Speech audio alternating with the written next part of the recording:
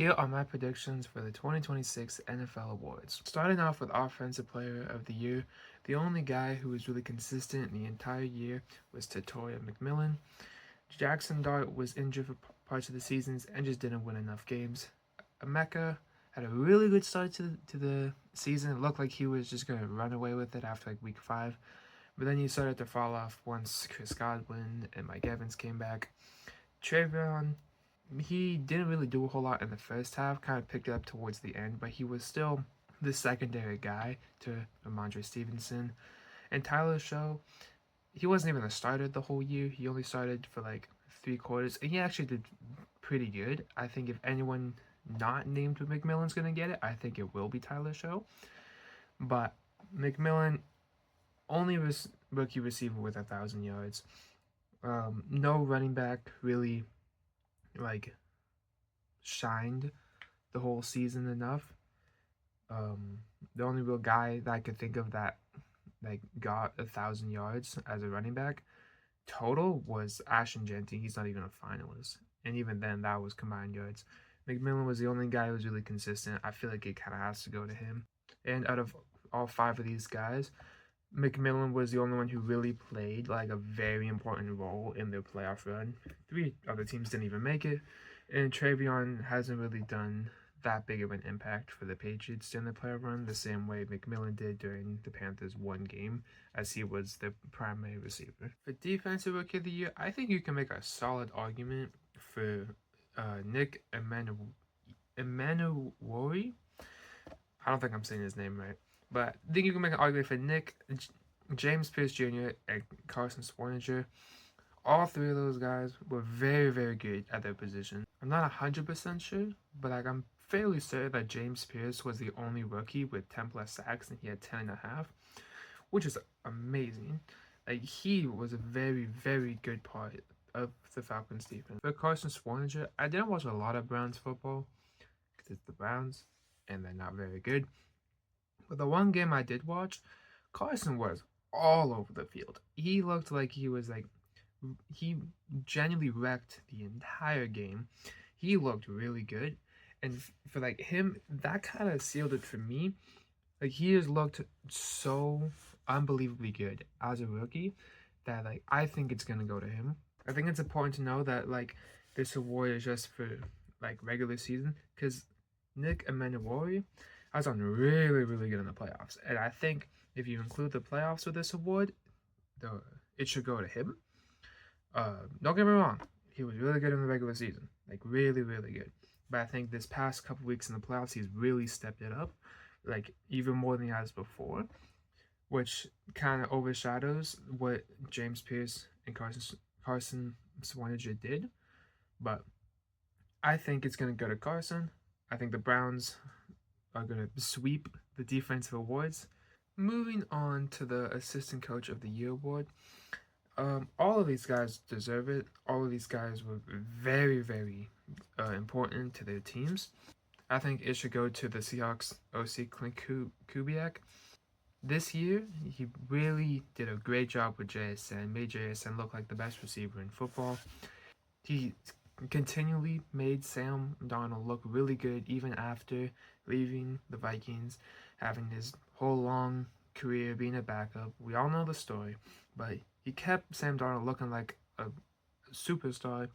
JSN looked really good. Charbonnet and Kenneth Walker both are really good running backs when they were rotating. The only thing that I wish he would have done was involve Cooper Kupp more, but even him, he's older now too. But I think it should go to him, and I think he's a really good hire for the Raiders. Going to Coach of the Year, this one's interesting because this is like the only award this season that doesn't have like a filler guy. Like all the awards need 5 finalists. There's always someone that you kind of just know isn't going to win the award. You could make a convincing argument for every single one of these guys. Liam Cohen brought the Jaguars from nothing to first without even their first round pick. Ben Johnson absolutely ignited the Bears to turn them into an actual threat and won a playoff game. He did very good.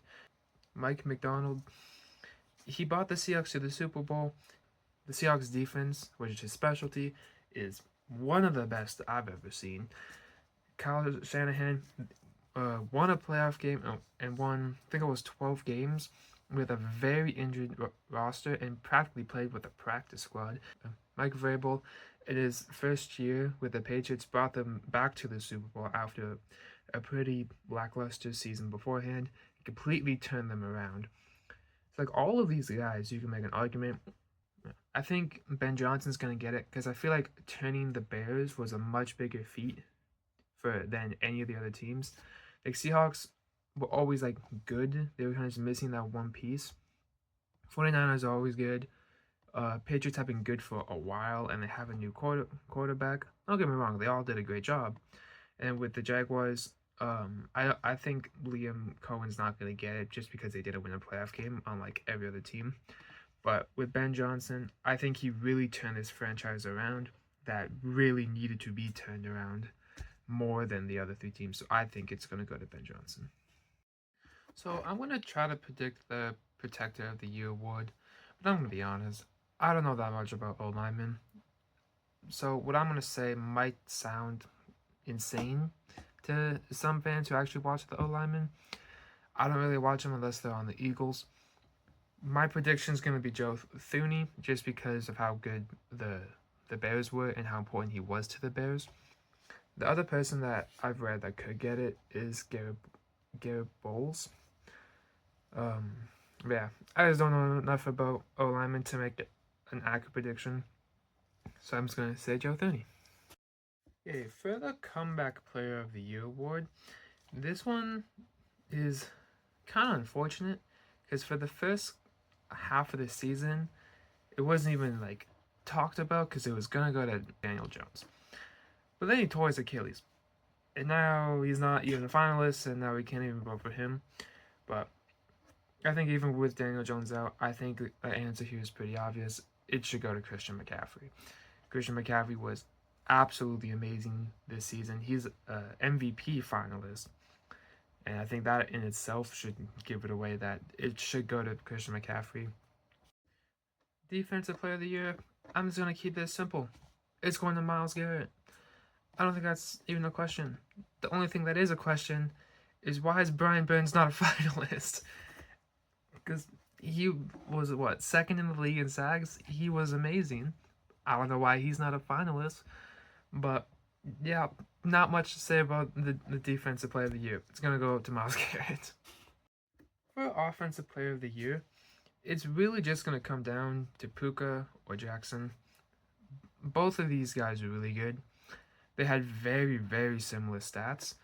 But I think just because JSN played those 2 more games than Puka, I think it's going to go to JSN. If Puka played the 2 extra games that he missed, I think he would have had better stats than JSN.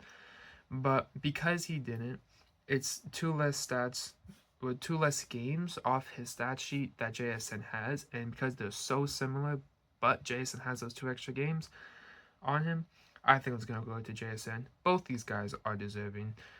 It's just a matter that JSN was more available the whole season and didn't miss those 2 extra games. And now for the big award, MVP.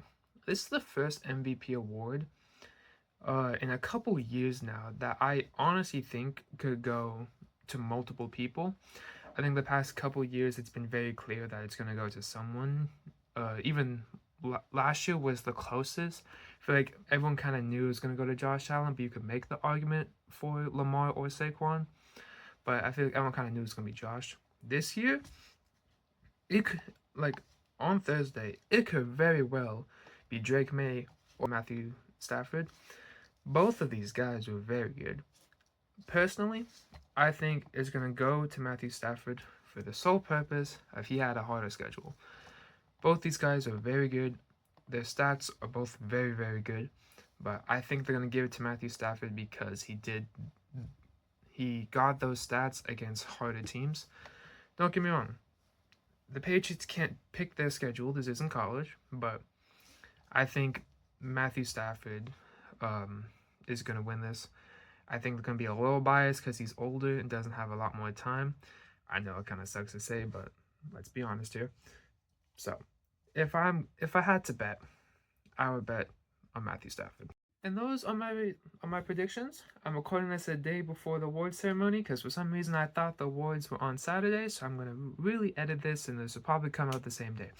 But if you liked the video, please like and subscribe. It helps a lot. And if you're seeing this before the awards, comment who you think is gonna win if you have different opinions than me. So thank you guys for watching and see you next time. Goodbye.